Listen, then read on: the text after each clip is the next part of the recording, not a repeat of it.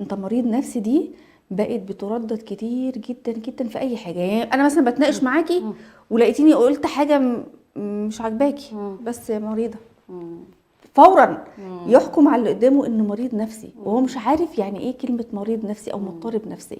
خلينا بقى نعرف ايه هو المرض النفسي وايه هو الاضطراب النفسي والسلوكي، الفرق ما بينهم ايه؟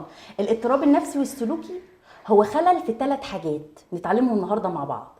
خلل في المشاعر والافكار والسلوك، سواء بالسلب او بالايجاب. يعني ايه؟ يعني انا مشاعري وافكاري وسلوكي اتغيرت عن المعتاد، سواء ايجابيه قوي زياده عن اللزوم فجاه كده بدون مبرر، او سلبيه جدا بقيت قاتمه، بقيت غامقه جدا زياده عن اللزوم. يعني انا ماشيه بطير، فراشه بتطير، فجاه صحيت من النوم كده حد بقى عمال اوزع في حب ولفلفه وفراشات ودعم وبصرف فلوس كتير وبتكلم كتير وبضحك كتير. انا مش طبيعي كده، فجاه بقيت كده. خلل اهوت في المشاعر وفي الافكار وفي السلوك. او ان انا بقى عزله واكتئاب وعياط وبكاء وقلق ومخاوف غير مبرره.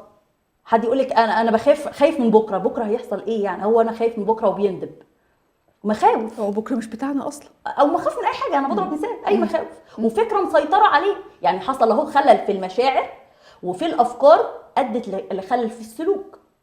واخده بالك؟ ده الاضطراب.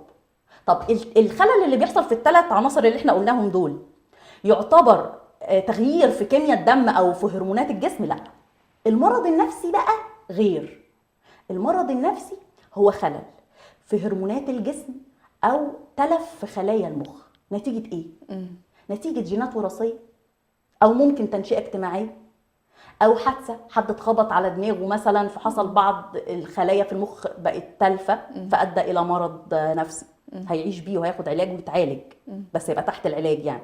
او خلل هرموني، مشكله في الغده الدرقيه مش متعالجه، مشكله في الغده النخاميه، كيس على الغده النخاميه، كيس مائي او دهني او على الغده النخاميه، مشاكل في الغدد الكظريه، الغدد اتلخبطت فبقى هرموناتي متلخبطه. خلل في المبايض، انت تعرفي ان اللي عندهم تكيسات مبايض بيبقوا معرضين للاكتئاب.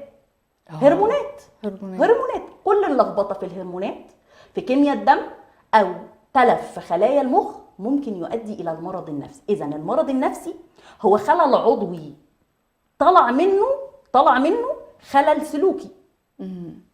اما الاضطراب النفسي هو خلل سلوكي ومشاعر وافكار بدون خلل في الدم. نتيجه ايه بقى؟ حاجات خارجيه، مشاكل خارجيه، سقطت في الامتحان، اتخانقت مع جوزي، عربيتي عطلت، خسرت فلوس، خسرت حبيب، مش متوفق في حياتي، اي حاجه، الناس بتتنمر عليا، عندي تدني في مفهوم الذات، حاجات كده.